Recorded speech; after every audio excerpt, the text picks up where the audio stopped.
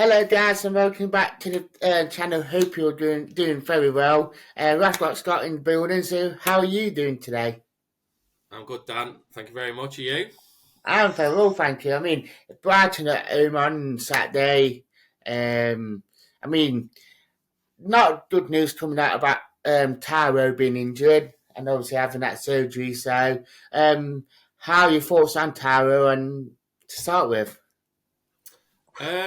Well, obviously it's massively disappointing. Is it a surprise? Probably not, because he seems to have been injured quite a lot. But obviously it's a massive blow considering what he brings to the team. And for me, I don't know. I shouldn't really say this. It's probably the difference between us going towards mid-table and then getting ourselves probably dragged back into that relegation scrap between kind of six teams down the bottom. So yeah, it is a blow, but it's been such a dull international break that I'm kind of just looking forward to seeing Forest play. I'm not bothered. and that's the thing I was thinking the other day, like. This international break just seemed to have dragged, like, from when we played West Ham tonight. So I just can't wait for Saturday to come back.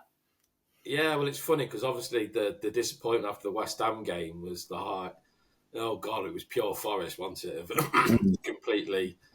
Yeah, if anything summed up Forest, supporting Nottingham Forest in my lifetime, it was probably that game of giving a daft goal away, working really hard to get back into it, scoring a great goal, and then conceding one a minute later, and then conceding one right at the end. It was like, oh my God. So it wasn't a good end, but I've completely forgotten about it just because I think watching the England team, well, to be honest, I think I watched about 40 minutes of both games and turned it off because it was just so dull. So anything to get back at Forest on Saturday for a bit of excitement, I'll take that with Taiwo Wanyi or not.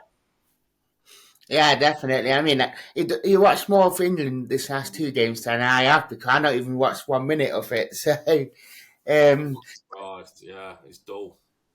I mean, you summed Forest up against West Ham perfectly well. Like, it was typical Forest goal giveaway, near 4-3. Like, to work so hard to get back into that winning position, then have a tuck away within 40 seconds, then losing it like we did. It was just some Forest up that day, like conceding like we did. But fair play to the boys that it probably one of our better away performances as well, to see how we played bar the goals, to be fair.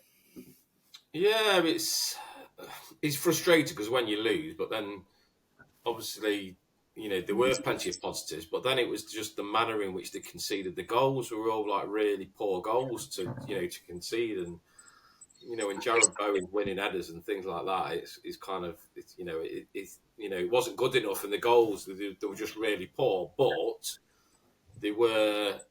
I think as a side, the general play, we are having more controlling games than we definitely were last season. But sometimes you just think it's that cutting edge a little bit. However, they scored a couple of decent goals, so that gives you a bit of hope. But we're also going to be relying on Chris Ward and Origi, who in fairness looked a lot fitter when he came on, I thought, against West Ham. So hopefully, if he's looking a little bit more lively, that's going to be a help. But I would think that Chris Wood will be playing up front, and what's he got 3 goals this season? So he ain't done too badly. So I think if we can give him the chances, then hopefully he'll stick them in the net. So yeah, Brighton on Saturday. I think they've got a few players out as well. So yeah, it's a winnable game. Yeah, definitely. Read something earlier about the Chris Woods, actually, funny enough, because I put something on the TV socials about who would you start on Saturday against Brighton within the front two, and someone put a photo on saying about the goals to scoring conversion, and Chris Woods actually, I think he's third or fourth, which goes to show when he has played this season, that he is scoring goals. Yeah, he's done. He's done well to score those goals, and he was very unlucky to be on the losing side against Luton. That shouldn't have happened really, because he'd pretty much earned that, and probably earned a little bit of respect at the same time from the fan base. So yeah, fingers crossed. If we can give him, give him the ammunition, he'll put the ball in the back of the net. So I think if anything, we probably have started to create a few more chances than we were last season. I think it's starting to look a little bit more fluid with what Elanga can do. You just want Morgan just to turn the corner a little bit, but hopefully he's had a fortnight off, and hopefully that's done him the world of good to have a bit of a break as well. So we'll see, but I'm still feeling quite optimistic. I'm not sure what the injury news is on Murillo or Hudson-Odoi. I don't know if they're nearly back, but obviously Danilo came on and had a decent second half at West Ham. So yeah, we'll see. Yeah, definitely. I'm just about to look at the injuries, but hopefully that. I even said it after the West Ham game that even though I don't like international football, this 2 weeks probably has came at the right time to be fair for us, especially with the injuries that was happening with Murillo, Danilo, Taff, Anya.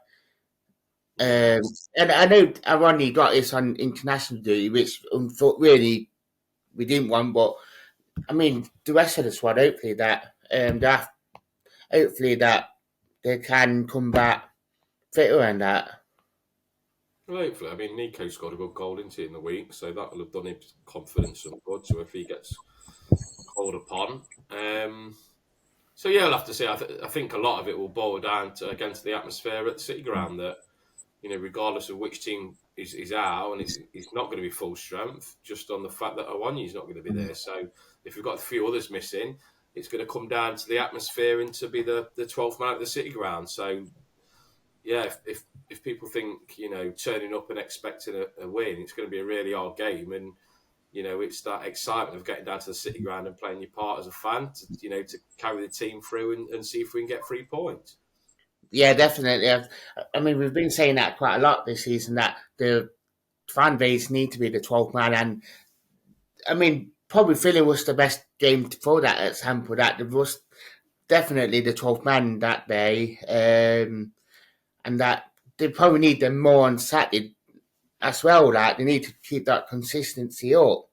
Yeah, I mean, it's going to be the same till the end of the season. Until Forest are, you know, well, regardless, the match day experience is so much better when the fans get behind it. There's not this expectancy. It's rubbish when it's not half as good when the crowd aren't cheering, and I think that's what's made us as a club this last 18 months is the fans kind of getting behind and just absolutely loving the match day experience, regardless of result. But more often than not, when the fans have started with that attitude, we've won games or we've come away with with good points. So we're going to be in this now. I know that there's some teams that are struggling, and Everton have had that deduction, but Everton are going to be fired up now to try and reduce that deficit. I think they're only a win from coming out of the yeah, wins of coming out of the bottom three themselves anyway. So it's just another call to arms to to get down there and make the most of it and make some noise and hopefully play our part. yeah, definitely. I've got the injury news up from what Cooper said, and it looks a bit. It don't look as bad as I thought. Actually, to be fair, I would say that Ilando got medial knee injury, but is progressing and back at training. Mourinho got a hamstring injury. But obviously didn't say if how long he's out for. Danny Lowe got an ankle sprain, and Hudson-Odoi is back training. Yeah, it looked like he was back training the other week. So we'll see. I mean, we've obviously got Yatesy. We've got players to call upon it. So we're just going to have to see, aren't we? Really, but we might be a little bit bare bonesy. But Joe Worrell, Felipe, I think was done a bit in the week. So Yeah, I'm fairly confident that whatever team will put out, it'll be enough to give Brighton a game. That's for sure. Yeah, definitely. I mean, I think with what we got, I think we have got enough, a lot more quality to um, get something out of it. I mean, Brighton got quite a few injuries as well. I had to get that quality in as well. Well, yeah, to be fair, very good, very good. But yeah, I know Brighton's not been the best this season. I mean, that literally most of their span ripped out with Caicedo gone, with McAllister gone, Yeah, um, and with them going into Europe as well. Their Premier League form not been as good as it was last season. no, I mean, obviously, I think Matoma's missing, and he's been really impressive. But to be fair, they've still got some really good players. So it's going to be a hard game. But so I think if anything, like you say, from the players they've lost in the summer and the players who got injured, it kind of feels like, well, we're probably going to be in the same position on Saturday with our injuries and players missing. So um, fingers crossed it'll be a good game. Based on that you're going to have players on both sides wanting to kind of, well, getting an opportunity and wanting to keep the shirt. So fingers crossed it'll be a decent battle. Yeah, definitely. Have you got a score prediction for Saturday? Yeah, I'm going to go. I'm going to go for us 2-0. I take that actually. I had a sneaking feeling last night 2-1 Forest. I think I don't know for some reason. I think we will score a couple of goals. I think now we're starting to seem a bit more fluent now attacking. I think we will score a couple more goals. I think. Yeah, So I'm going to I go with think.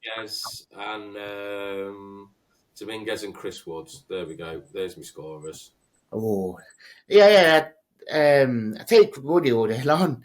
And I think I hope that Dominguez, I think hopefully he can put that West Ham game behind him because obviously, I mean, it was just unfortunate for that pass hits and goal for them to score. Then it just that sort of knocked him. But I hope that Dominguez can pick himself up. And I think Cooper would have got his arm up behind him and said, come on, you're better than this. And Yeah, I think he was fairly distraught because it was such a kind of a simple pass and it just put Forrest on the back foot after so early on in the game. And I think you could tell it had really knocked him. So, yeah, Cooper's, he's been pretty good, hasn't he, with, putting arms around a player. And he's been very good since he signed. So I think it'd be very harsh that he got dropped, based on that. And, I think his Argentinian spirit, he'll be itching to kind of get back on the pitch and make up for it, and he'll be as dogged as ever. And I think that's what we'll need on Saturday is